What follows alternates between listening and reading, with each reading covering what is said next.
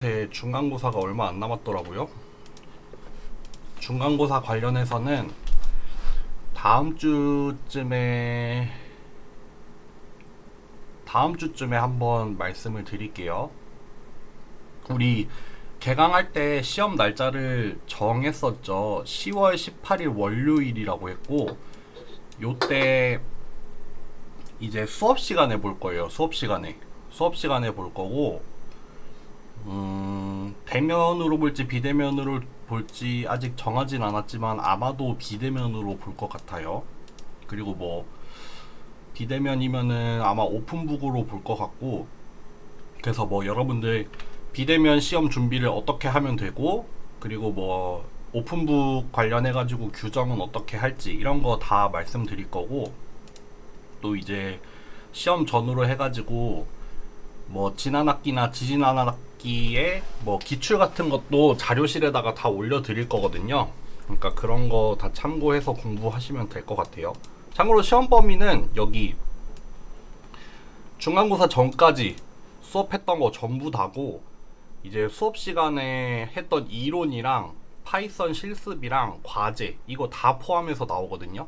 그러니까 그런 거 관련해가지고 제가 다음 주에 말씀을 드릴게요. 질문 있으면은 채팅에 쓰세요. 바로바로. 그리고 이제 그 이번 학기에 월요일에 쉬는 날이 되게 많더라고요. 당장에 다음 주 월요일도 쉬는 날이고 그 다음 주 월요일도 쉬는 날이잖아요. 요때랑 10월 4일이랑 10월 11일에도 수업을 라이브로 안 할게요. 실시간으로 안 하고, 지난주 추석 때 했던 것처럼 동일하게 제가 이 클래스에다가 영상 올려드릴 테니까 이 클래스에서 시청을 하시면 돼요. 그래서 10월 4일 요거는 제가 이번 주 뭐 늦어도 금요일까지 올려드릴 테니까 그거를 이제 요 다음 수업 시간 있잖아요. 요 수업 전까지 들으시면 돼요. 그래서 제가 출석 체크를 요 수요일 수업 시작하기 전에 요 월요일 수업 들었는지 안 들었는지를 확인을 하고 이제 수요일 수업을 시작을 할 거예요. 마찬가지로 그 주 이제 또 그 주 한 금요일까지 제가 또 영상을 하나 올려드릴게요. 요 영상이 되겠죠. 그러면은 이 클래스에서 올라온 영상을 요 수업 전까지 들으시면 될 것 같아요. 그러니까 10월 13일 수요일 수업 시간 전까지 요거 영상을 보시면 될 것 같습니다. 네, 그렇게 될 거고, 여기 10월 13일 수요일에 요때는 여러분들 수업을 따로 안 하고, 물론 출석 체크는 할 건데 수업을 따로 하지는 않고, 이제 중간고사 전이니까 그 전에 배웠던 것들 여러분들 공부하시고서 궁금한 거, 모르는 거, 그런 거 있잖아요. 공부하다가 잘 모르겠는 거, 아니면은 뭐 그런 것들, 그런 거 다 질의응답하는 시간이에요. 요 시간은. 그러니까 요 시간은 제가 따로 강의를 준비를 안 할 거고, 여러분들 들어오셔가지고 그냥 궁금한 거 물어보시면 돼요. 제가 뭐 시험 관련해서 조금 뭐 힌트를 드릴 수도 있고, 아니면은 뭐 여러분들 물어보는 거에 따라서 뭐 이런 거 저런 거 얘기해 드릴 테니까 요때는 그런 시간으로 알고 계시면 됩니다. 네, 요런 스케줄로 해서 일단 전반부 중간고사까지 해서 마칠 것 같아요. 네, 다들 이해하셨죠? 그리고 공지했지만 두 번째 숙제가 나왔습니다. 두 번째 숙제가 나왔고, 그리고 다음 주 6주차 수업 같은 경우에는 플립드 러닝을 다시 한번 또 들어가죠. 그래서 사전 강의 두 개를 올려드렸어요. 사전 강의 두 개를 올려드렸고, 요거는 이제 이번 주 일요일까지 레포트를 써서 올리시면 되겠죠. 네, 요렇게 저희 수업 좀 하는 게 많죠. 제가 개강할 때도 말씀드렸지만 조금 하는 게 많습니다. 네, 알고 있습니다. 어쨌든 그렇고, 그러면은 수업을 시작할까요? 수업할까요? 제가 원래 첫 학기 때 수업이나 이제 쉬는 시간 끝나고서 이제 시작할 때마다 조금 약간 잡담을 떨고 시작을 했었거든요. 근데 잡담을 너무 많이 했었나봐요. 강의 평가에 되게 너무 투머치 토킹이다, 너무 TMI다 이런 얘기 있어가지고 그 이후로 좀 잡담을 되게 자제를 하는 편인데, 맨날 수업 시작하려고 하면은 괜히 좀 어색하네요. 약간 잡담을 하고서 시작을 해야 될 것 같은데 약간 쫄려가지고 괜찮습니다. 네, 다음부터는 제가 잡담을 좀 해볼게요. 너무 선을 넘지 않은 선에서 제가 잡담을 좀 해보겠습니다. 여러분들 이번 시간에는 로지스틱 리그레션을 할 거예요. 그래서 지난 시간에 우리 리니어 클래시피케이션을 받고 뭐 리그레션이랑 그 리그레션을 좀 연장해 오면서 이제 클래시피케이션이 어떤 게 달라지는지 그런 거를 좀 말씀을 드렸고, 그거 중에서 이제 제네럴라이즈드 모델이라는 걸 얘기를 하고, 그 중에 첫 번째로 퍼셉트론 알고리즘을 봤습니다. 그리고 오늘 이제 두 번째로 로지스틱 리그레션을 볼 거고, 요거는 좀 뭐 빨리 끝날 것 같아요. 요거 이론 한 다음에 실습도 할 거예요. 실습도 할 거고, 실습은 로지스틱 리그레션 뿐만 아니라 여기 했던 퍼셉트론 알고리즘도 이제 시간이 허락한다면 볼 거고요. 네, 그렇게 보시면 될 것 같습니다. 일단 요거는 끕시다. 요거는 끄고, 여러분들 로지스틱 리그레션 강의 자료 올라온 거 보셨는지 모르겠지만 강의 자료가 그렇게 많진 않아요. 그렇게 많지는 않아서 금방 끝내려면은 금방 끝내는데, 조금 중요한 개념이 두 개가 등장을 해요. 이거 왜 이렇게 됐지? 중요한 개념이 두 개가 등장을 하는데, 하나는 뭐냐면 likelihood라는 거예요. 뭐 likelihood probability. 요게 여러분들 그 아마 중간고사 전 마지막 시간으로 maximum likelihood estimate이라는 걸 할 거거든요. 그때 조금 더 다루겠지만 오늘 같은 경우에 약간 개념을 잡고 갈게요. 오늘 이제 로지스틱 리그레션에서 코스트 펑션으로 나오는 게 이제 뭐 likelihood라는 것도 나오고, 요거를 설명하는 과정에서 뭐 크로스 엔트로피라는 것도 나오거든요. 그러니까 오늘의 두 번째 중요한 개념은 크로스 엔트로피예요. 근데 요 likelihood 같은 경우에는 오늘 개념을 잡고 이제 몇 주차냐? 7주차에서 자세하게 다룰 거예요. 요거 같은 경우에는 오늘 설명을 특별히 하지 않을 거예요. 나중에 강의 후반부에 가면은 일단 계획상으로는 13주차에 13주차에 뉴럴 네트워크가 나올 거거든요. 근데 이때 할래나? 요때 좀 자세하게 말씀을 드릴게요. 네. 요거 두 개, likelihood라는 거랑 뭐 엔트로피라는 게 서로가 좀 연관이 되는 개념이고, 이게 이제 뭐랑 연관이 되냐면은 뭐 통계적인 추론이라고 하거든요. statistical inference라고, 이제 확률과 통계에서 조금 더 나가면은 이제 뭐 확률이나 통계를 이용한 어떤 정보의 추론, 이게 머신러닝이랑도 좀 관련이 있는 토픽인데, 뭐 statistical inference라던가 아니면은 information theory라는 게 있어요.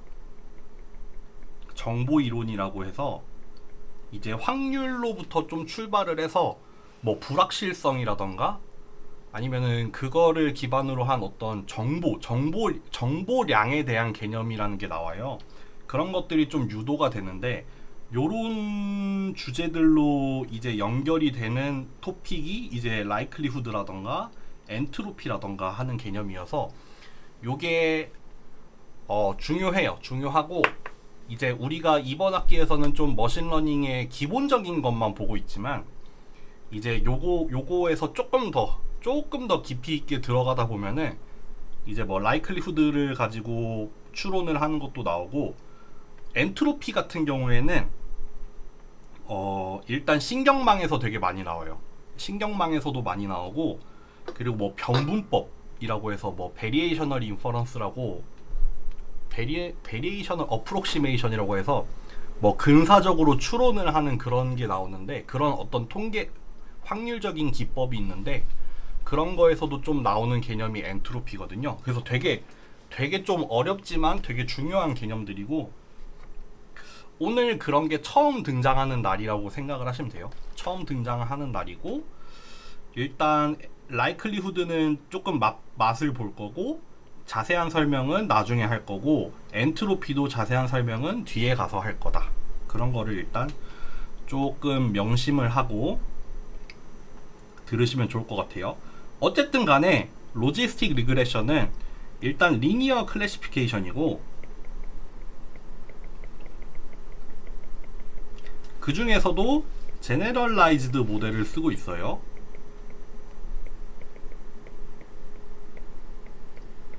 거기에서 이제 첫 번째로 펄셉트론을 봤었죠. 펄셉트론 같은 경우에는 이제 사인 함수를 썼었죠.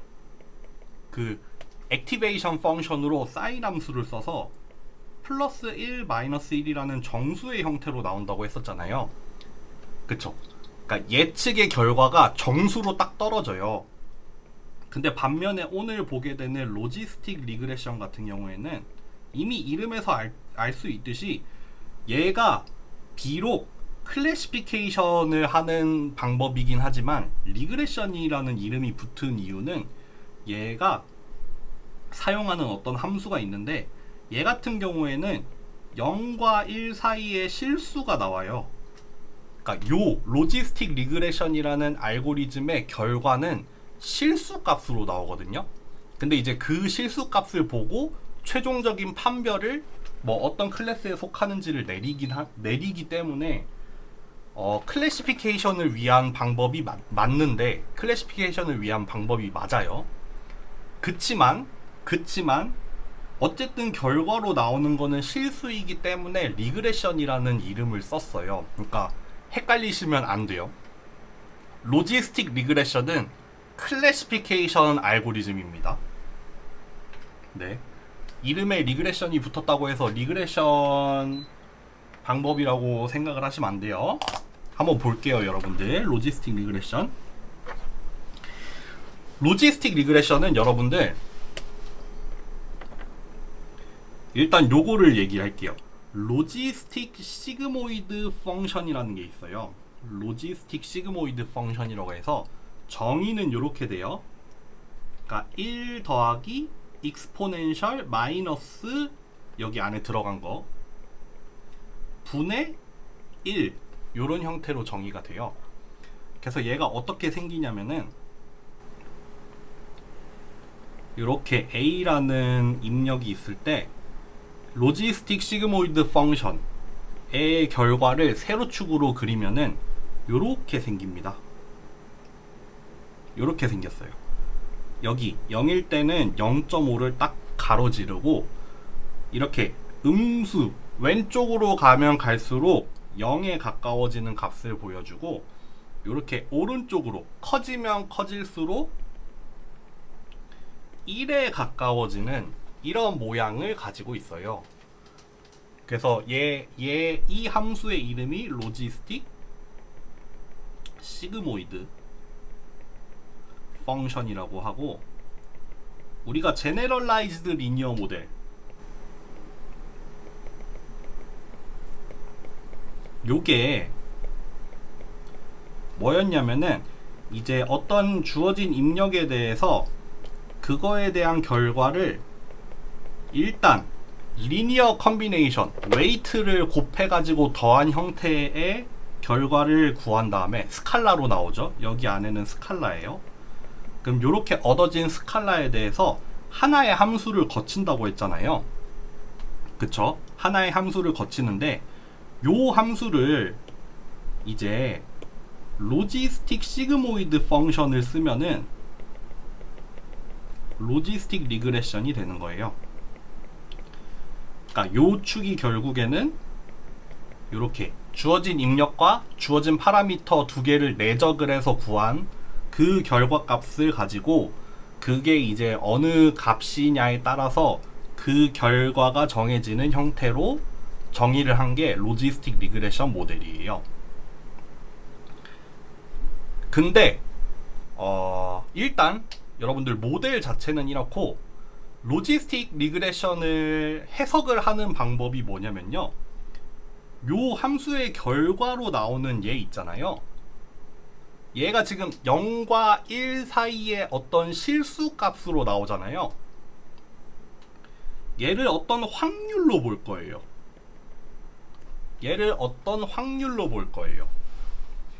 예를 들면은 여러분들 요렇게 써볼게요.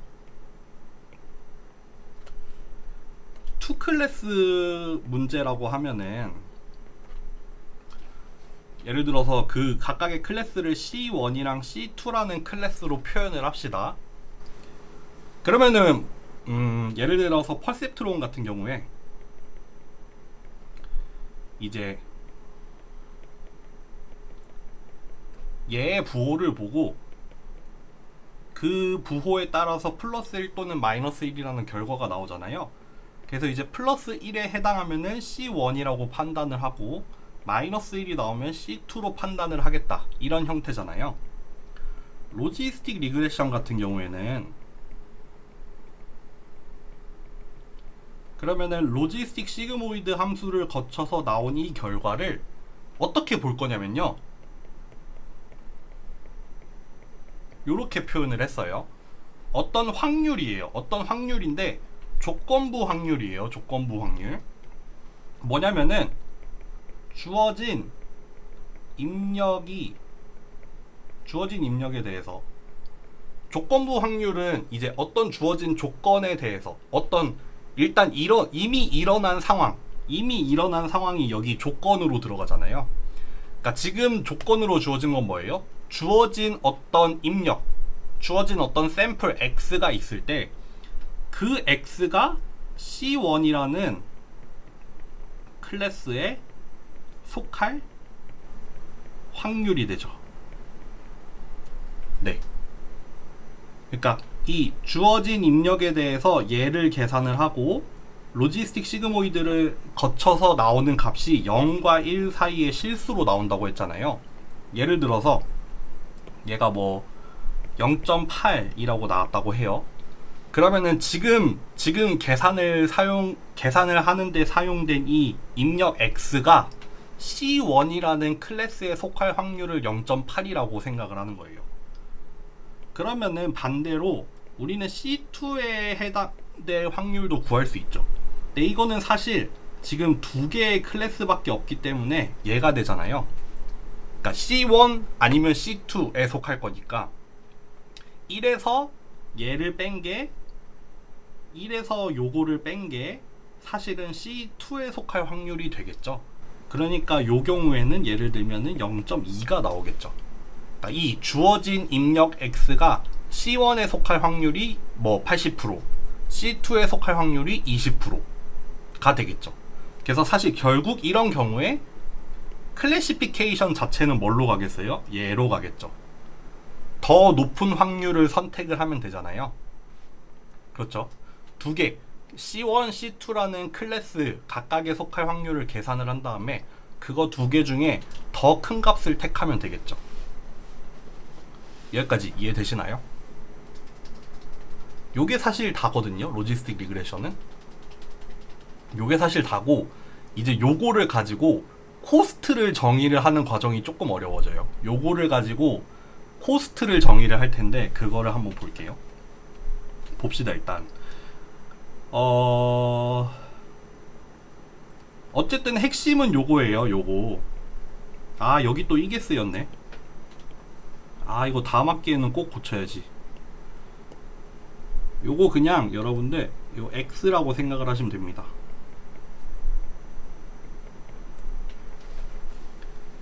그러니까 요 로지스틱 시그모이드 함수의 결과를 뭘로 삼겠다? C1이라는 클래스에 속할 확률로 이제 간주하겠다라는 뜻이죠. 그러니까 지난 시간에 그런 얘기를 했잖아요. 처음에도 얘기했는데 퍼셉트론 알고리즘과 로지스틱 리그레션의 차이는 뭐냐면, 퍼셉트론 알고리즘은 결과가 정수로 그냥 딱 바로 나와요. 너는 얘야 아니면 쟤야. 퍼셉트론 알고리즘은 그거를 딱 결정을 지어서 나오거든요. 그냥 부호만 가지고. 근데 로지스틱 리그레션 같은 경우에는 그게 조금 더 뭔가 이제 약간 더 많은 정보를 주죠. 왜냐하면은 어떤 주어진 샘플이 뭐 1번 클래스야 2번 클래스야 이거를 딱 정해버리는 게 아니라 1번일 확률은 요 정도고 2번일 확률은 요 정도야.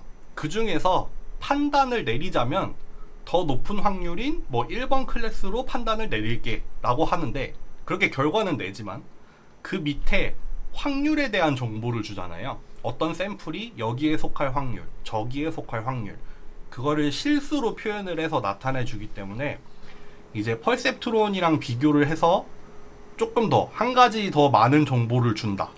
그게 이제 어느 차이에서 온다? 퍼셉트론은 정수로 알려준다.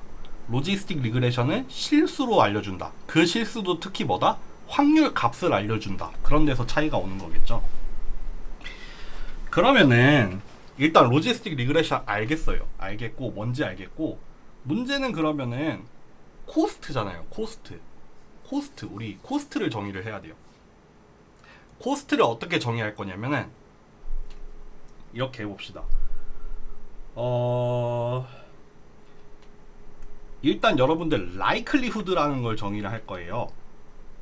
likelihood function 내지는 likelihood probability라는 걸 정의를 할 건데, 요거에 대한 좀 개념을 잡고 설명을 드릴게요. 여러분들 예를 들어서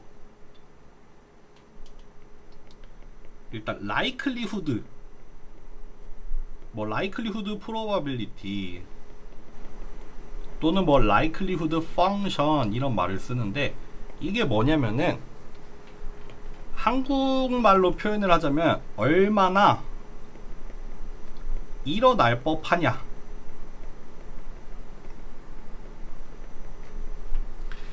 또는 이렇게 표현을 할게요. 얼마나 주어진 샘플들 관측될 법하냐,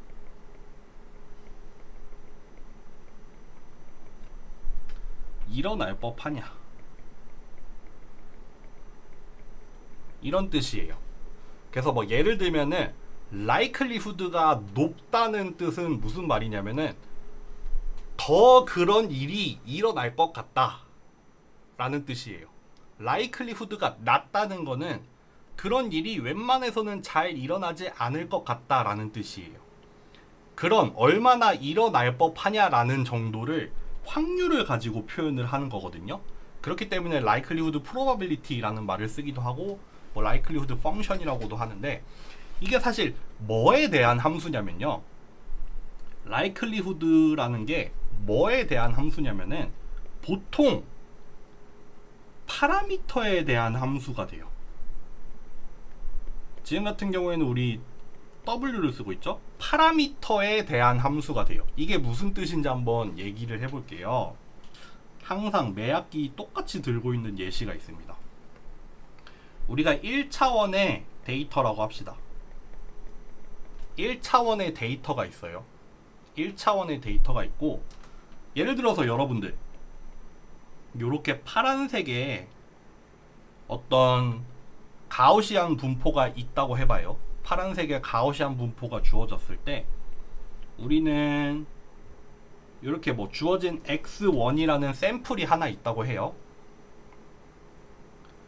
그리고 요 파란색 가우시안 분포를 뭐 뮤1과 시그마1이라는 그러니까 자기 자신의 평균과 분산을 가지고 우리가 가우시안 분포를 그릴 수 있잖아요.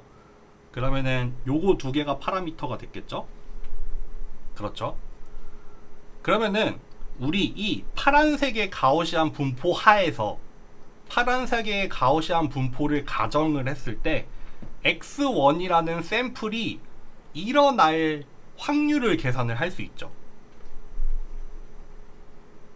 계산할 수 있죠. 요 값이죠, 요 값. 요 세로축의 값이 사실 뭐냐면은 요 파란색의 분포 하에서 x1이라는 샘플이 관찰이 될 확률이에요. 그쵸? 분포를 하나 더 만들어 볼게요. 예를 들어서 뮤2랑 시그마2라는 값을 가지고 또 다른 빨간색의 가우시안 분포를 그렸다고 해요. 그러면 우리는 빨간색의 분포 하에서도 이 x1이라는 샘플이 관측이 될 확률을 구할 수 있죠. 그때는 어디예요? 여기잖아요. 요렇게 표현을 해볼게요. 예를 들어서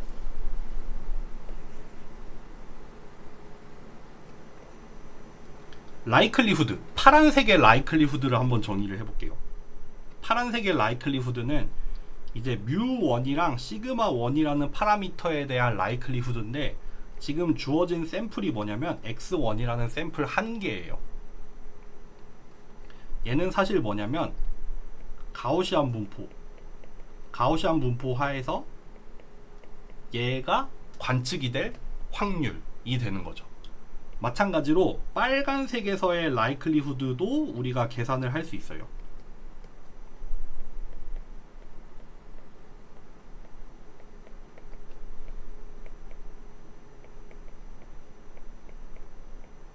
이렇게 계산을 할 수 있어요.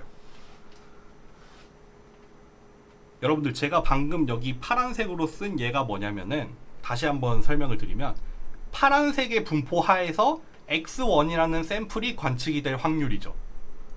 마찬가지로 빨간색은 뭐예요? 빨간색의 분포 하에서 x1이라는 샘플이 관측이 될 확률이죠. 그럼 요 파란색이랑 빨간색 값 중에 얘랑 얘 중에 어떤 게 더 높아요? 지금 요 두 개 중에 뭐가 더 높죠? 더 큰 값이 뭘까요? 요 파란색의 확률과 빨간색의 확률 중에 파란색이 더 높죠. 그렇죠. 파란색이 더 높죠. 얘가 더 큰 값이에요. 왜 그러겠어요? 얘보다 얘가 더 높은 확률을 가지고 있잖아요. x1이라는 위치에서 x1이라는 주어진 샘플은 고정이 돼 있어요. 샘플은 고정이 돼 있고, 그러면은 이 샘플이 파란색 분포에서 관측이 될 수도 있죠. 빨간색 분포에서도 관측이 될 수 있어요. 근데 어떤 분포에서 얘가 관측이 될 확률을 계산을 했을 때 파란색에서 얘가 관측이 될 확률이 빨간색에서 얘가 관측이 될 확률보다 높잖아요. 그렇죠. 얘가 나타날 확률이 더 높아요. 그렇기 때문에 파란색의 라이클리후드가 빨간색의 라이클리후드보다 더 높다고 얘기를 할 수 있는 거죠. 이해되시나요? 여기까지는 좀 쉽나요? 그러니까 제가 라이클리후드라는 거는 파라미터에 대해서 정의가 된 함수예요. 그러니까 요 라이클리후드라는 거는 요 파라미터가 달라지는 함수예요. 주어진 샘플은 동일해요. 우리에게 주어진 관측값은 동일하고, 서로 다른 파라미터가 있을 때 그때 그 다른 파라미터에서 그 주어진 샘플이 관측이 될 확률을 이제 계산을 해내는 거죠. 그게 라이클리후드예요. 요 예시를 여러분들 조금만 더 확장을 해볼게요.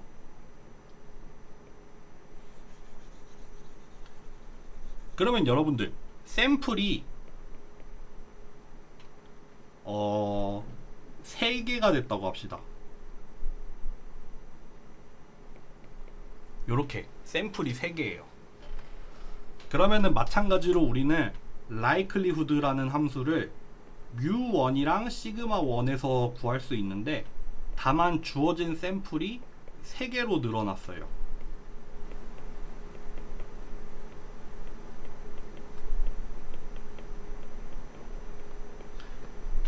여기서도 만약에 여러분들 라이클리후드를 주어진 검은색 샘플, 주어진 3개의 샘플에 대해서 라이클리후드를 파란색에서 구할 수도 있고 빨간색에서도 구할 수 있잖아요. 파란색에서 구한 라이클리후드랑 빨간색에서 구한 라이클리후드랑 두 개 사이에 뭐가 더 높을 것 같아요? 뭐가 더 높을까요? 계산하지 않아도 사실 이미 보이죠? 뭐가 더 높을까요?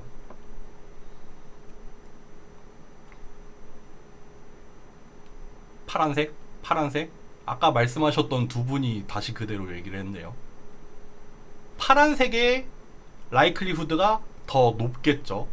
왜냐하면은 파란색의 분포에서 계산을 한 이 전체 확률이 빨간색에서 계산을 한 전체 확률보다 더 높을 거예요. 그쵸? 예를 들면은 파란색에서 구한다고 하면은 이거죠.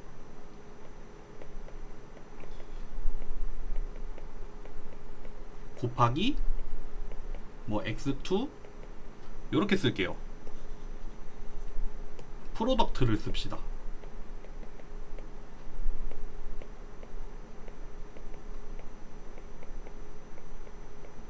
요렇게 되겠죠. 마찬가지로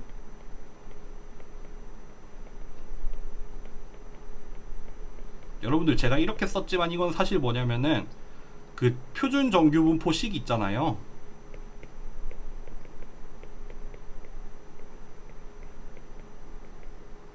요거 있잖아요.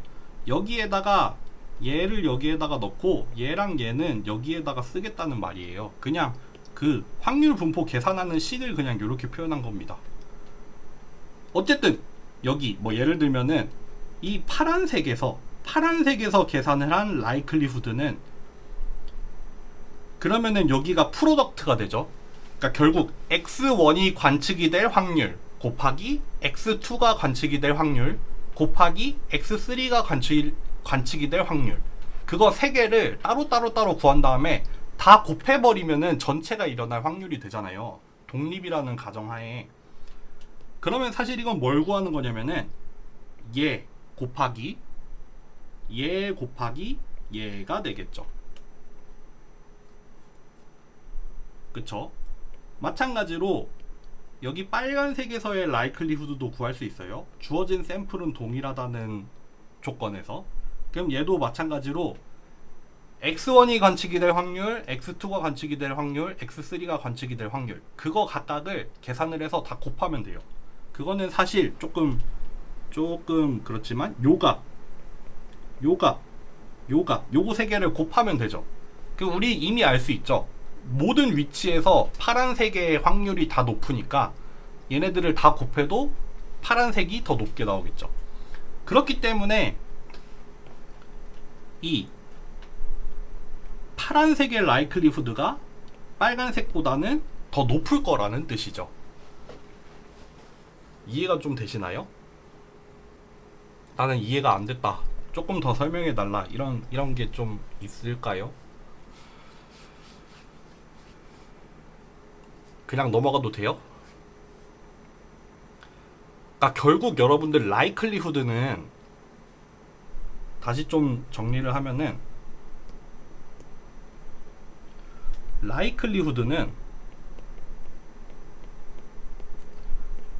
주어진 샘플들, 특정한 분포, 이 말인즉슨 특정한 파라미터가 되겠죠. 하에서 관측이 될 확률을 계산하는 함수가 되겠죠. 정리하면 이래요. 라이클리후드라는 거는 일단 샘플들은 주어진 상태예요.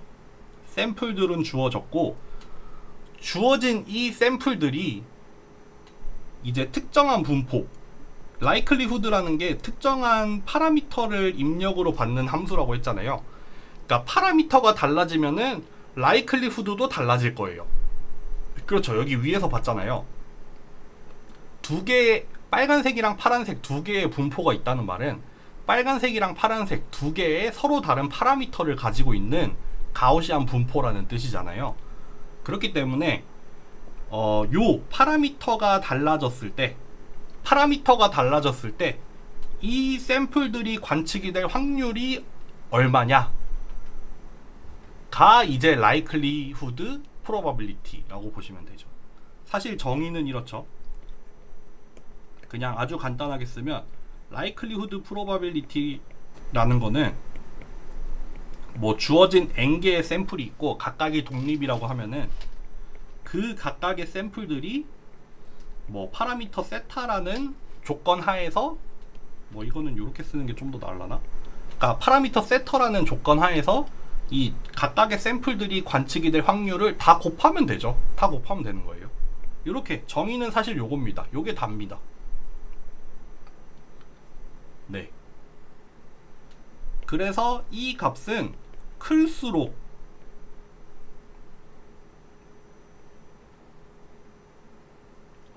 likelihood가 크다는 게 아까 말씀드렸잖아요. likelihood가 크다는 거는 주어진 파라미터 하에 이 샘플들이 관측이 될 확률이 높다는 뜻이니까 likelihood가 클수록 이게 무슨 말이냐면은 다시 한번 쓰면은 주어진 파라미터 하에서 샘플들이 관측될 확률이 높다가 되겠죠. 그쵸? 여기만 봐도 파란색의 likelihood가 빨간색의 likelihood보다 높았잖아요. 왜 그러겠어요? 파란색의 분포에 더 가깝잖아요. 샘플들이 파란색의 분포에 샘플들이 더 몰려 있어요. 그러니까 파란색의 분포 하에서 얘네들이 관측이 될 확률이 더 높을 거예요. 반대로 빨간색의 확률 분포 하에서는 이 검은색의 샘플들이 관측이 될 확률이 정말 낮을 거예요. 그걸 실제로 계산을 해봐도 낮잖아요. 그렇기 때문에 likelihood가 크다는 거는 주어진 파라미터 하에서 샘플이 관측이 될 확률이 높다라는 뜻이 되기도 하고, 이 말인 즉슨 주어진 파라미터가 샘플들을 잘 표현한다는 뜻이죠.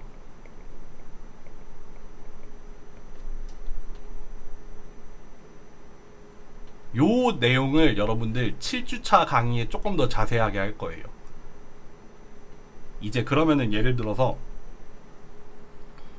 뭐 이런 예를 들 거예요. 요렇게 뭐 x1, x2, x3라는 세 개의 샘플이 있고, 만약에 가우시안 분포의 평균을 이렇게 달리 할 수 있잖아요. 예를 들어서 뮤1이라는 파라미터, 뮤2라는 파라미터, 뮤3라는 파라미터, 뮤4라는 파라미터, 요렇게 분산은 동일한데 평균을 달리하는 4개의 서로 다른 가우시안 분포가 있다고 해봐요. 그러면 우리는 여기에서도 likelihood를 구할 수 있고, 여기서도 구할 수 있고, 여기서도 구할 수 있고, 여기서도 구할 수 있죠. 그럼 그 중에서 likelihood가 가장 높아지는 파라미터는 일단 얘가 되겠죠. 왜 그러겠어요? x1, x2, x3에 제일 가까운 파라미터잖아요. 이 분포가, 두 번째 분포가 주어진 샘플들이 일어날 확률이 제일 높아요. 그렇다면은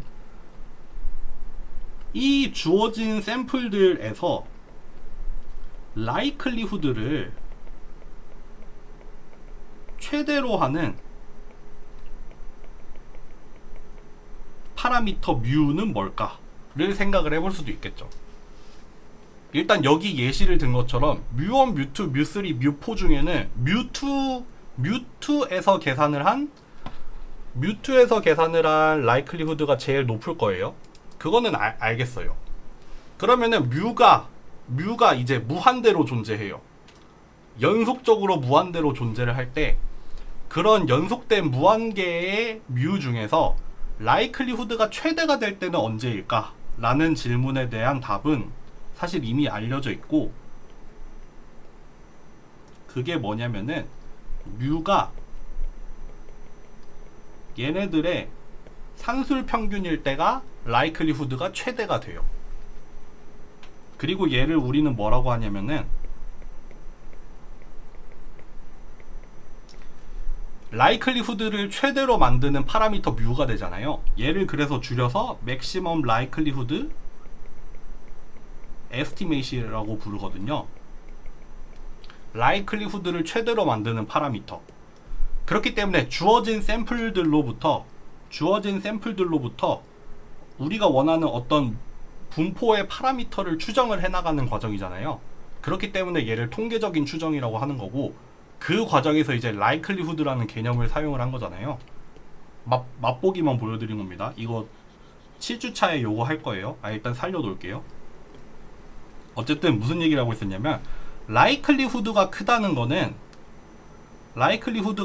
거는 다시 계속 반복하지만 주어진 파라미터 하에서 샘플이 관측이 될 확률이 높다는 뜻이고, 그 말인즉슨 주어진 파라미터가 샘플들을 잘 표현한다. 이거 되게 그거 같죠? 되게 코스트로서의 뭔가 느낌이 오지 않아요? 우리 리니어 리그레션에서는 뭐 sum of squared error라는 코스트를 정의를 해서, 그거 같은 경우에는 어떤 주어진 파라미터가 주어진 데이터에 얼마나 잘 맞는지를 이제 낮을수록 좋은 값으로 표현을 했잖아요. 지금 같은 경우에는 높을수록 좋은 값으로 표현이 된 거잖아요. 그러니까 라이클리후드가 높으면 높을수록 좋은 거고, 주어진 샘플들은 고정이 돼 있고, 우리가 파라미터들을 바꿔가면서 라이클리후드를 계산을 해본 다음에 그 중에 라이클리후드가 높아지는 파라미터를 찾고 싶은 거죠. 그쵸? 그래서 여러분들 라이클리후드는 높을수록 좋은 값이에요.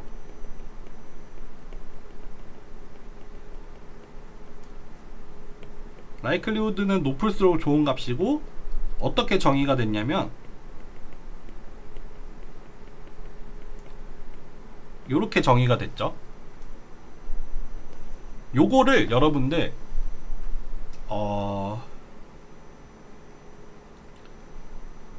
이제 네거티브 로그 라이클리후드라는 거를 만드는데, 이거는 별로 어려운 게 아니라 마이너스 로그 라이클리후드가 돼요. 그러니까 라이클리후드에다가 로그를 취하고 음수를 붙이는 거예요. 얘는 뭐가 되냐면요, 낮을수록 좋은 값이 돼요.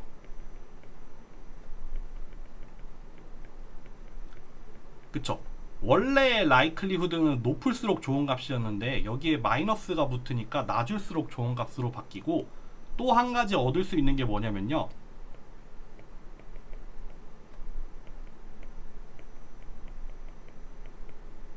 요렇게 바뀝니다. 원래 라이클리후드에서는 여기가 프로덕트, 모든 샘플에 대한 확률을 다 곱해야 되잖아요. 독립이니까. 근데 곱하는 거는 계산하기가 좀 어렵잖아요. 근데 여기에 로그를 취함으로써 얻어지는 이득이 뭐냐면, 요게 더하기로 바뀌어요. 곱하기가 더하기로 바뀌잖아요. 그래서 음수를 취한 거에다가 더하기로 바뀌어서 확률에 로그를 취하면 되죠. 그래서 얘를 네거티브 로그 라이클리후드라고 해요. 그래서 일단 라이클리후드를 이용을 해서 정의를 한 거고, 다만 우리의 편의를 위해서 조금 바뀐 게 있는 거죠. 그러면은 요거는 낮을수록 좋은 값이 돼서, 요거는 뭐가 되기 좋아요? 코스트로 사용할 수 있겠죠. 그쵸? 우리가 앞에서 정의를 했던 코스트들은 낮을수록 좋은 값으로 정의를 했었잖아요. 그러니까 이제 네거티브 로그 라이클리후드 같은 경우에는 코스트로 사용이 가능한 어떤 게 되겠죠. 네, 일단 여기까지 하고 좀만 쉬었다 합시다. 50분까지만 쉴게요.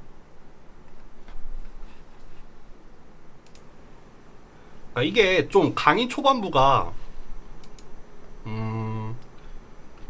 좀 개념도 잡아야 되고, 그리고 이제 수업하는 내용도 이해를 해야 된단 말이에요. 그래서 좀 어려운 것 같아요. 리니어 리그레션부터 클러스터링에서 일단 한번 여러분들이 좀 한번 고생을 하는 것 같아요. 시작하자마자 갑자기 너무 되게 빡센 게 들어와서 그때 일단 한번 힘들고, 그거 한번 넣은 다음에 리그레션 뭐 좀 할만한데 클래시피케이션 넘어오면서 좀 뭔가 내용이 많아지다가 특히 이제 다음 주가 이제 제대로 소화 불량인데 다음 주가 좀 많이 어려울 거예요. 다음 주가 진짜 많이 어려울 거고 다음 주 지나면은 중간고사까지는 이제 별거 없어요. 기말고사 가면은 그래도 이제 좀 개념은 그래도 좀 잡혀 있으니까 낯선 것들에 대한 그런 것들은 좀 사라지니까 이제 뭐 그런 거에 대한 부담은 좀 내려가서 그나마 좀 수월해지는 것 같거든요. 그러니까 좀 중간고사 때까지가 많이 힘든 것 같아요. 특히 이번 학기 같은 경우에는 쉬는 날이 너무 많아가지고 좀 강의가 중간중간에 좀 텐션이 떨어지는 것 같더라고요. 특히 지난주에 통으로 그냥 다 영상으로 대체를 해버리니까 이게 좀 비대면이지만 그래도 이렇게 실시간으로 수업을 하는 게 약간 흐름이 있는 것 같거든요. 근데 그거를 다 영상으로 대체를 해버리니까 그 약간 좀 텐션이 좀 떨어지는 것 같아요. 네, 그런 게 좀 있어요. 원래 오늘 실습까지 하려고 했는데 생각보다 시간이 길어지고 있어서 실습을 어떻게 해야 될지 고민을 하고 있습니다. 근데 뭐 정 안 되면은 어차피 코드는 올려드렸으니까 그거를 좀 간단하게만 이해를 하고 간단하게 좀 수정을 할 수 있는 그 정도의 뭐 과제를 낸다거나 해가지고 좀 여러분들이 그래도 보고는 갈 수 있게 하려는 그런 생각을 좀 하고 있어요. 네. 일단 하던 거 마저 가봅시다. 그래서 일단 라이클리후드에 대해서 좀 개념 맛보기만 조금 봤는데 그러면은 우리 로지스틱 리그레션의 라이클리후드를 한번 정의를 해볼게요. 이거는 그냥 좀 트릭이 나옵니다. 트릭을 조금 쓰는 거 말고는 별거 없어요. 예를 들어서 뭐 C1인 클래스가 2개, C2인 클래스가 하나가 있다고 해봅시다.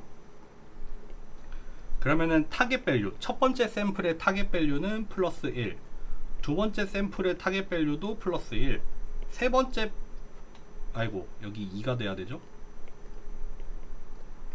세 번째 샘플은 0이 되겠죠. 지금 같은 경우에는 타겟 밸류를 0 아니면 1로 약속을 하는 거죠.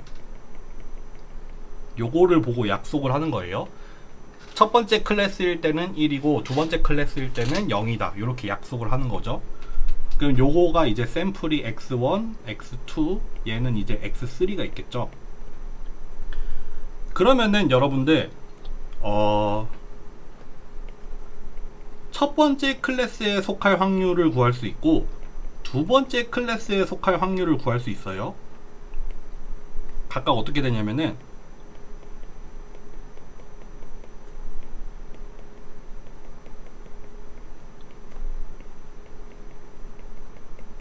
요거였잖아요.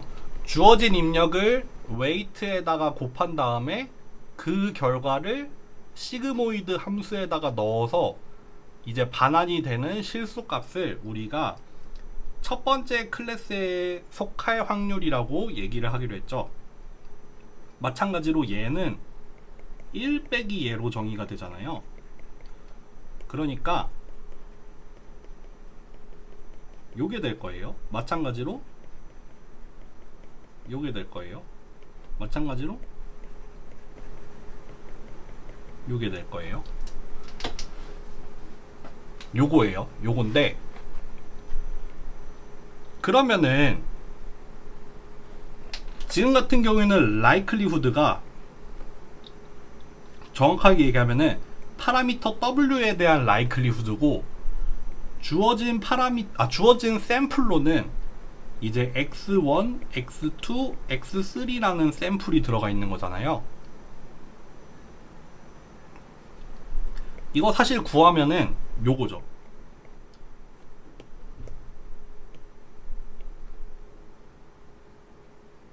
잠시만요.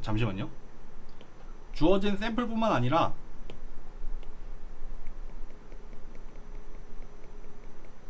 그거에 대한 타겟 밸류까지 요거를 다 고려한, 그러니까 입력과 출력을 전부 다 고려한 이제 probability, likelihood probability를 구하면 되고, 요거는 사실 요렇게 구하면 되죠.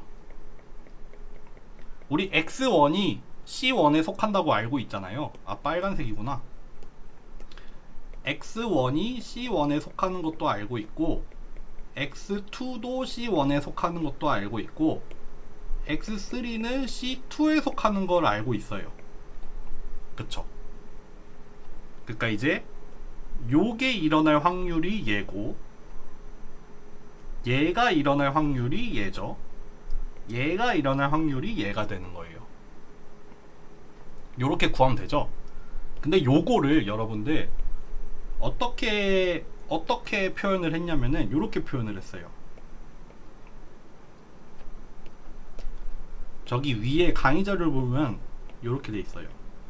제 같은 경우에는 3이 되겠죠.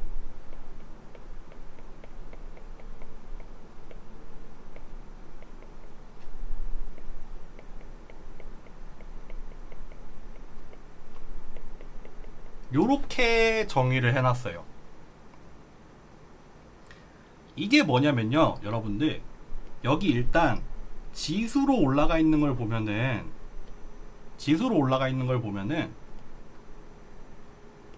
만약에 tn이 1이면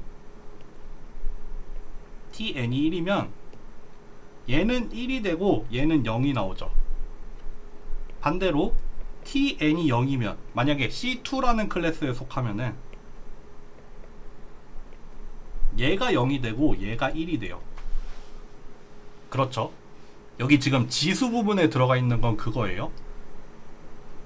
그러니까 결국 여러분들 뭐의 영승이라고 하면은 그냥 1이 나오잖아요. 1.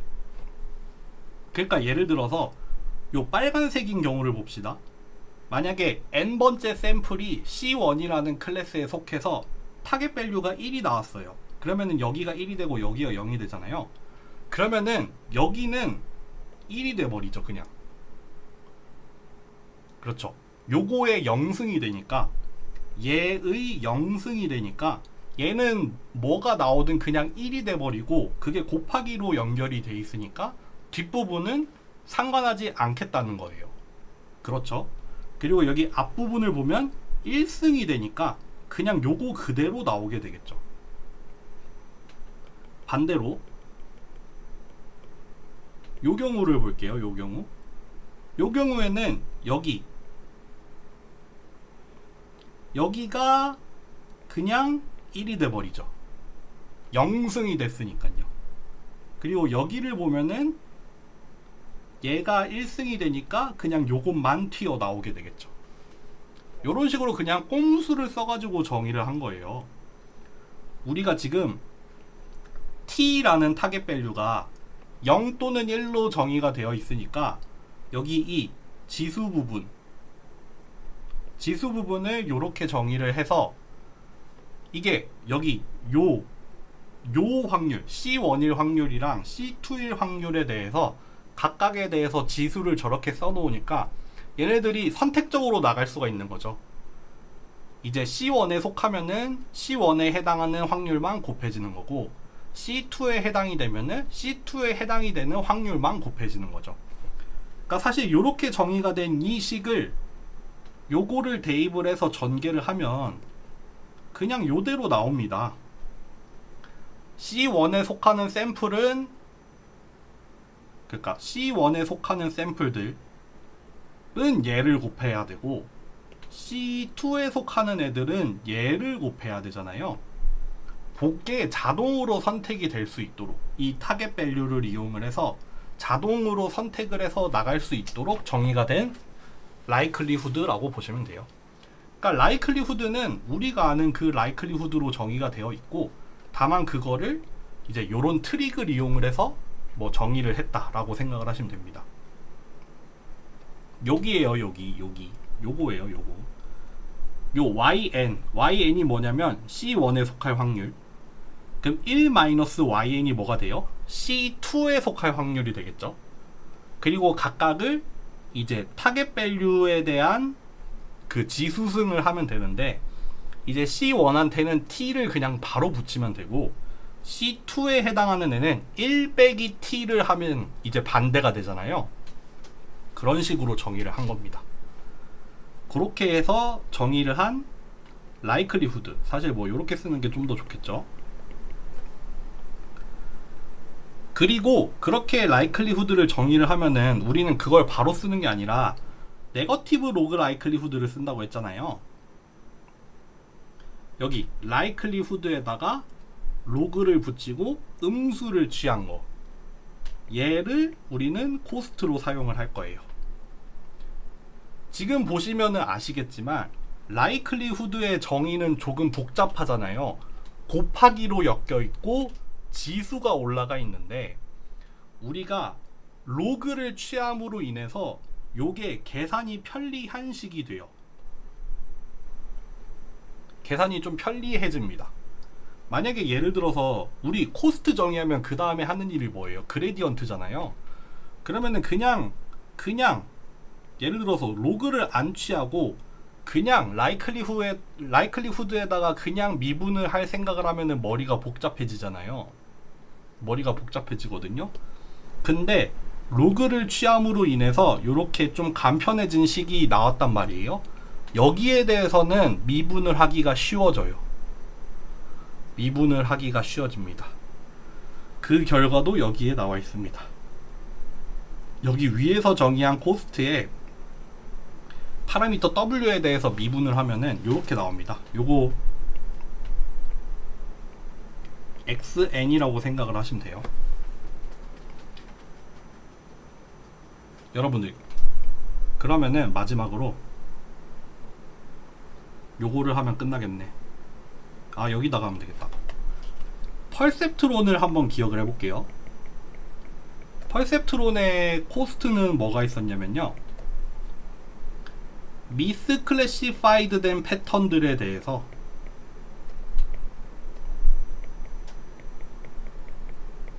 요렇게 정의를 했었죠.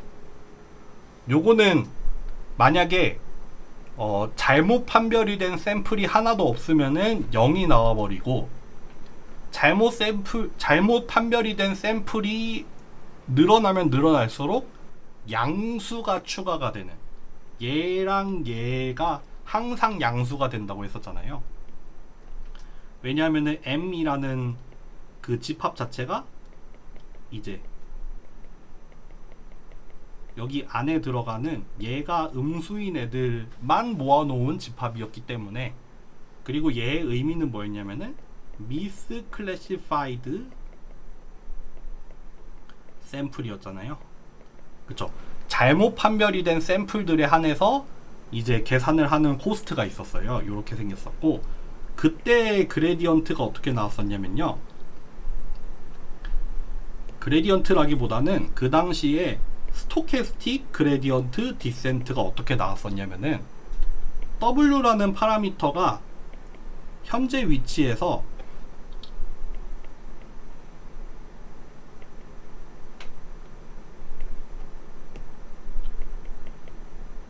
요렇게 나왔었어요. 그러니까 여기 잘못 판별이 된 샘플 중에 하나를 뽑아서 그거에다가 타겟 밸류를 곱해서 부호를 결정을 해주고, 러닝 레이트를 곱해서 현재 파라미터에다가 더해주는, 기억하시나요? 기억하고 계시죠? 전혀 뭔가 지금 채팅도 없고 여러분들의 표정을 볼 수 없지만 저에게 전달이 되는 이 느낌은 뭐냐면, 저거 뭐더라? 이거 뭐였지? 약간 이런 느낌인데. 했어요. 여러분들 했습니다. 펄셉트론의 요약을 하면 이거예요. 로지스틱 리그레션을 한번 봅시다. 코스트가 어떻게 되냐면요, 네거티브 로그 라이클리후드 같은 경우에는, 이거 나 어려운데? 못 외우겠는데?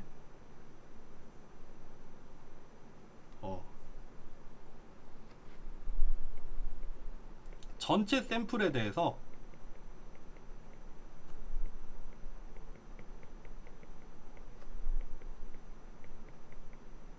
요거죠.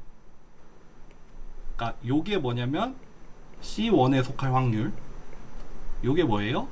C2에 속할 확률이죠. 아, 글씨가 왜 이럴까 오늘. 요렇게 정의가 돼요. 정의는 요렇게 되지만 그 의미는 뭐였어요? 네거티브 로그 라이클리후드입니다. 그거에 대해서 마찬가지로 스토캐스틱 그레디언트 디센트를 적용을 하면은 파라미터 W에다가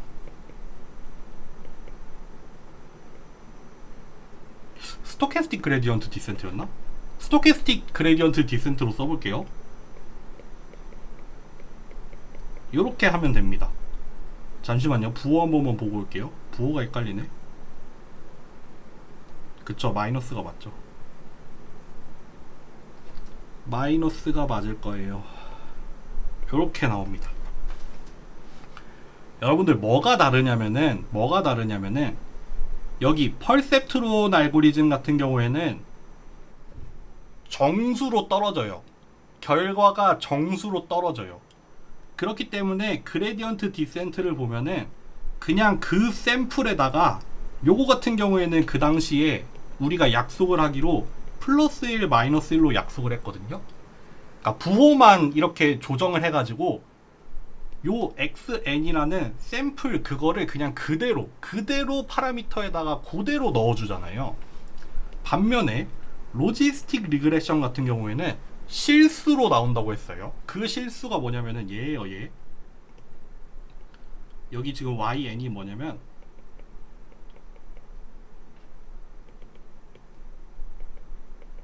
얘를 지금 yn이라고 쓰고 있습니다. 여기 실수로 얘가 나오잖아요. 얘가 지금 0에서 1 사이로 나올 거예요. 그쵸? 0에서 1 사이에 실수로 나와요. 그리고 얘는 뭐예요? 0 아니면 1이 나오는 값이에요. 요거 두 개를 비교를 하잖아요.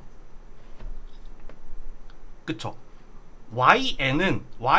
뭐였냐면은 C1에 속할 확률이었어요. C1에 속할 확률이 0에서 1 사이로 실수로 나타나는 값이에요.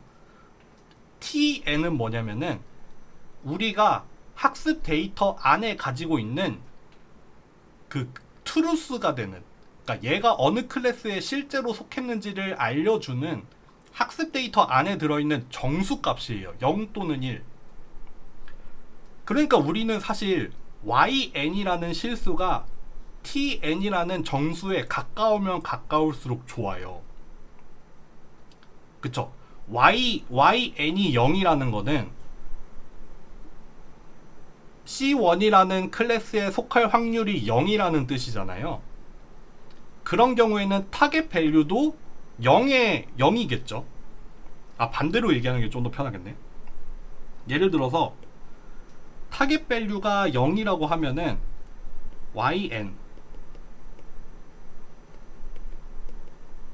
요렇게 정의가 됐고 그 의미는 얘였잖아요. 얘도 0에 가까우면 좋죠. 얘가 의미하는 게 뭐냐면 C2에 속한다는 뜻이잖아요.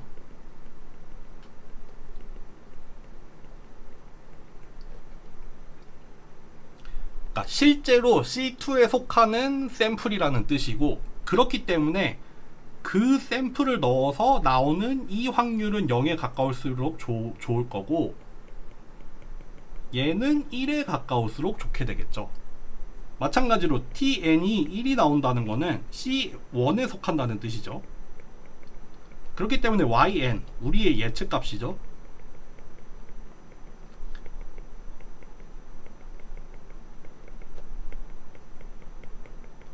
얘도 1에 가까우면 가까울수록 좋아지겠죠. 얘는 사실은 실수지만, 확률을 나타내는 실수겠지만 1에 가까우면 좋을 거예요. 마찬가지로 C2에 속할 확률은 0에 가까울수록 좋아질 거예요. 그러니까 우리는 요 yn을 최대한 tn처럼 만드는 게 우리의 목적일 수도 있어요. 그쵸? 그렇기 때문에 여기에 요런 텀이 들어간 이유가 뭐냐면은 yn이랑 tn이랑 두 개를 비교를 해서 두 개의 차이가 적으면은, 두 개의 차이가 적다라고 하면은, 요 두 개의 차이가 적다는 거는 요 샘플은 지금 제대로 판별이 되고 있다는 뜻이잖아요. 그렇죠. 그러니까 적게 반영이 되겠죠. 요 값이 작으니까 여기에 업데이트가 되는 비율이 자동적으로 적어질 거예요. 반대로 요 값이 여기 이 YN과 TN의 차이가 커지면 차이가 커져도 아무리 커져도 1은 넘지 않겠지만 어쨌든 제일 큰 경우에는 1까지 나올 수가 있죠. 근데 어쨌든 차이가 커지면은 커진 만큼 얘가 여기로 반영이 되는 비율이 더 커지는 거죠. 그게 다릅니다. 다시 여기 퍼셉트론 알고리즘에서는 요 XN이라는 샘플을 웨이트에다가 반영을 시키는데 업데이트를 시키는데 어떤 가중치가 없었어요. 무조건 1 아니면 마이너스 1 무조건 그 크기 그대로 들어갔었거든요. 그쵸? 가중치가 없죠. 반면에 로지스틱 리그레션 같은 경우에는 가중치가 들어갑니다. 그 가중치가 이런 형태로 생겼고 그게 사실 의미하는 게 우리의 프리딕션과 타겟 밸류 사이에 그 차이 있잖아요. 차이. 그게 이제 반영이 되어서 들어간다는 뜻이죠. 이해되시겠나요? 요게 사실은 리니어 리그레션에서 요런 꼴이 나오거든요. 요것도 사실 되게 얘기가 많은데 그것까지는 얘기하진 않겠습니다만 어쨌든 간에 요 부분이 다르다는 거. 로지스틱 리그레션이 퍼셉트론 알고리즘이랑 요게 달라진다는 거. SGD 부분을 퍼셉트론이랑 비교하는 부분부터 이해가 어렵습니다.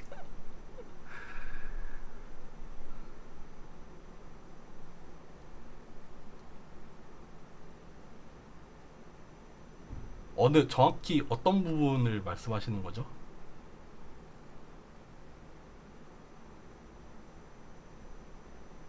한 번만 다시 설명을 해볼게요. 아 근데 왜 벌써 11시 15분이지? 이 페이지 전체?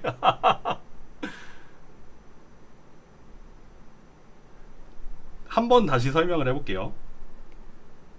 여러분들 퍼셉트론 알고리즘 기억하는지 모르겠지만 그 웨이트를 업데이트하는 거를 맨 마지막에 그림으로 한번 설명을 한 적이 있었어요. 무슨 그림이었냐면은 기다려봐 찾아볼게.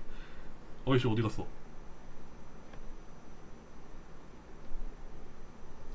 요 그림 기억나요? 요 그림? 요 그림을 할 때 예를 들어서 이런 얘기를 했어요. 이렇게 W라는 벡터가 있고 뭐 미스클래시파이드 된 패턴이 여기 있으면은 얘가 요거잖아요. 그 샘플 벡터잖아요. 그거를 요렇게 그대로 요렇게 가져오잖아요. 그래서 새로운 웨이트는 얘가 되잖아요. 이런 얘기를 했었거든요. 반면에 로지스틱 리그레션은 어떻게 된다? 면은 요게 요 크기 그대로 들어오는 게 아니라 yn 빼기 tn이라는 그거를 곱해서 어떤 값이 될지 몰라요. 작을 수도 있고 클 수도 있는데 그 값이 곱해져서 이제 뭐 실제 크기는 요만했을지언정 그게 조금 이제 가중치를 반영을 해서 들어온다는 거죠.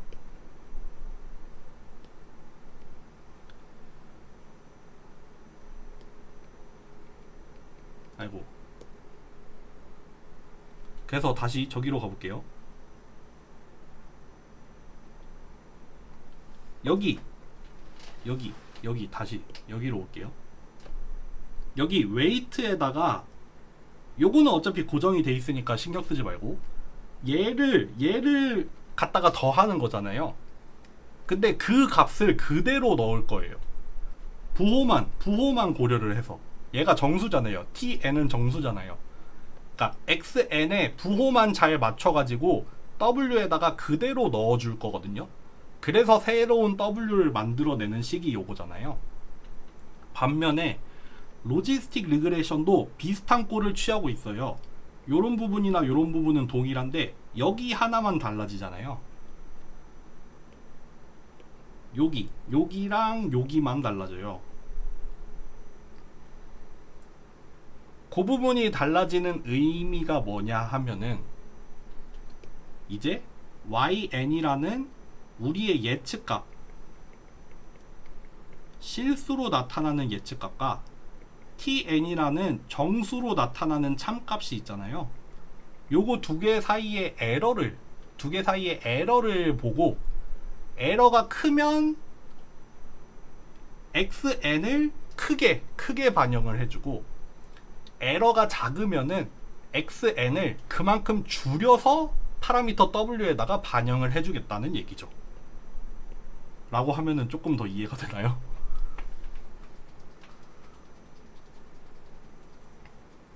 됐나요? 요 정도?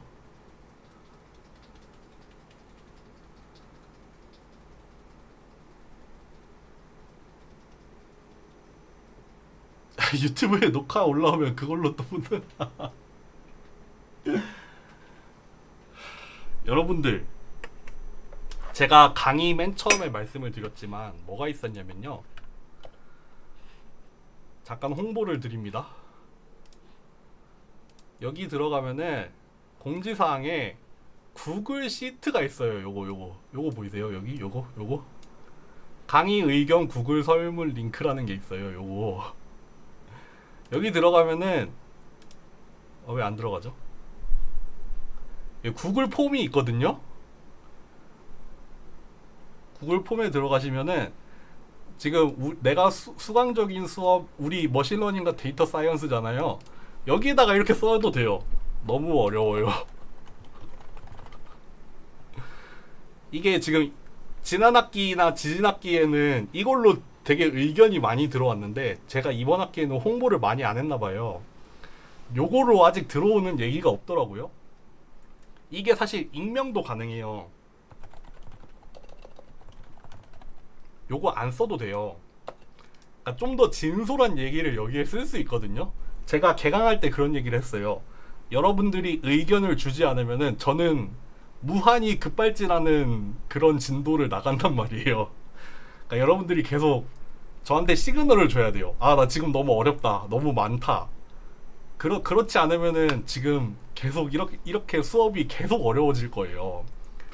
그러니까 뭐 지금처럼 이렇게 채팅으로 막 오늘 채팅 많이 해줘서 되게 고마운데, 막 너무 어렵다 지금, 이런 얘기 채팅으로 해줘도 좋고, 내가 진짜 듣다가 안 되면은 여기 구글 폼에다가 와가지고, 아 교수님 근데 진짜 너무 수업 어려워요, 뭐 이런 얘기 하면은 제가 다 반영을 하니까 요것도 많이 사용을 해주세요. 아직 한 번도 안 들어왔어요.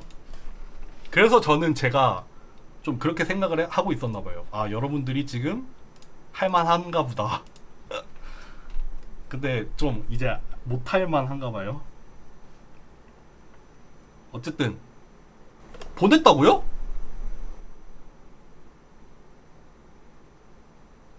보냈다고요? 제가 확인해 볼게요. 제가 이거 답변이 익명이 아니게 되었대. 답변이 들어오면은 자동으로 저한테 메일이 오게 돼 있거든요. 근데 메일이 온 게 없어가지고 아직 없는 줄 알았어요. 강의 초반에 한 번 왔었나? 근데 뭐 어쨌든 간에 하여튼 그거를 많이 활용을 해주시고, 여러분들 실습번호는 안 할게요. 실습은 안 할 거고,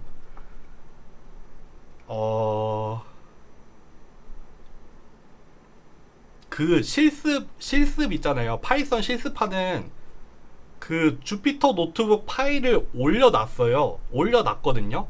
거기에 뭐가 들어가 있냐면은, 여러분들 지금 많이 보내셨네? 뭔가 문제가 있나? 제가 나중에 확인해 볼게요.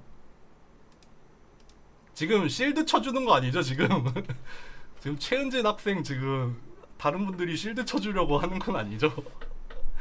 어쨌든 간에 요 파이썬을 보면은 여기 그 코드가 있는데, 그때 말씀드렸던 아이리스 데이터셋을 사용을 하는 코드예요. 그게 이제 뭐가 있냐면은, 여기 맨 처음에는, 여기 맨 처음 부분 같은 경우에는 그냥 그림을 그리는 부분이에요. 주어진 w라는 파라미터를 하나 만들어서 요렇게 경계선을 지금 그려가지고 여기 회색 영역이랑 흰색 영역을 구분을 하고, 그 중에서 이제 잘못된 영역에 들어와 있는 애들 있잖아요. 예를 들면은 빨간색 샘플은 흰색에만 있어야 되고 검은색 샘플은 회색에만 있어야 되는데, 자기 영역이 아닌 애들에 대해서 지금 요렇게 제가 마킹을 따로 더했잖아요. 그거를 찾는 부분이 여기 조금 들어가 있어요. 우리 그 펄셉트론 알고리즘 기억하시면은 이제 두 개를 곱해가지고 음수가 나오는 경우에 대해서 미스클래시파이드 된 패턴이라고 찾아내는 부분이 있는데, 그거를 이렇게 시각화하는 부분이 맨 처음에 있어요. 그리고 여기 두 번째 셀에 보면은, 두 번째 셀은 이제 로지스틱 리그레션, 아니 펄셉트론 메소드 부분이에요. 그래서 사실 요거 보면은 이제 그레디언트 디센트, 스토캐스틱 그레디언트 디센트가 돌아가는데, 이제 한 개의 샘플만 랜덤으로 뽑아가지고 한 개의 샘플만 랜덤으로 뽑아서 여기 어디 갔냐 여기 있다. 여기 웨이트에다가 업데이트 하는 부분이 있어요. 그래서 이제 펄셉트론 알고리즘이 쭈쭈쭈쭈쭉 돌아가면서 이렇게 경계가 점점 변해서 이렇게 코스트도 점점 내려가고 이제 경계도 점점 방향을 찾아가는 뭐 그런 코드고, 여기 두 번째 셀 같은 경우에는 오늘 수업했던 로지스틱 시그모이드 함수를 써가지고 이제 여기서도 보면은 일단 여기는 그림 그리는 부분이고, 여기 마지막 셀 같은 경우에는 여기 지금 같은 경우에는 배치 그레디언트 디센트를 적용을 한 것 같은데, 그 웨이트 업데이트 하는 여기 식이 여기 들어가 있거든요. 그래서 이렇게 최종 결과도 보여주고 코스트도 구하는, 요거 원래 오늘 실습하려고 했는데 여러분들 요거 반드시 공부를 해보시고, 여러분들이 공부를 안 할 수도 있으니까 요거를 공부를 하기를 유도를 하는 어렵지 않은 과제를 하나 내드릴게요. 그래서 요거 따라 해보고, 요거 따라 하면은 충분히 할 수 있을 만한 그런 거를 하나 올려드릴 테니까, 네, 그거를 하는 걸로 해서 실습을 좀 대체를 하겠습니다. 네. 일단 그러면 오늘 수업은 여기까지 하고, 다음 주 월요일 수업은 제가 영상을 올려드릴 거고, 구글 폼은 제가 확인을 해볼게요. 네, 그렇게 하는 걸로 하겠습니다. 네, 오늘 수업 여기까지 할게요. 감사합니다.